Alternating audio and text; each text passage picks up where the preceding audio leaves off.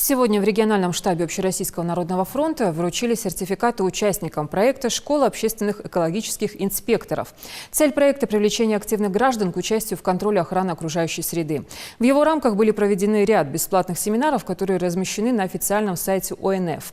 Занятия проводили эксперты Общероссийского народного фронта, депутаты Госдумы и сотрудники Росприроднадзора. Сертификаты о прослушанном курсе вручили 9 активистам движения «Экодозор», организованном в Ингушском госуниверситете.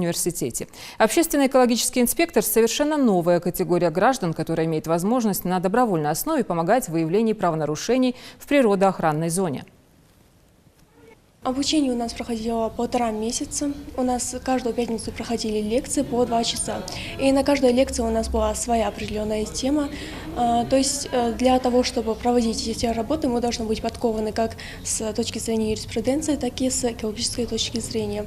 То есть знать основу и базу этих направлений.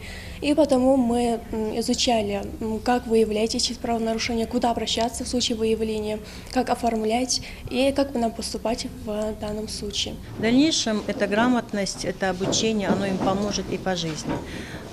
Надеемся, что в школу инспекторов придут большее количество людей. Через год они должны будут переподтверждать свое звание, инспектора общественного. И таким образом мы очень надеемся, что количество наших слушателей будет увеличиваться.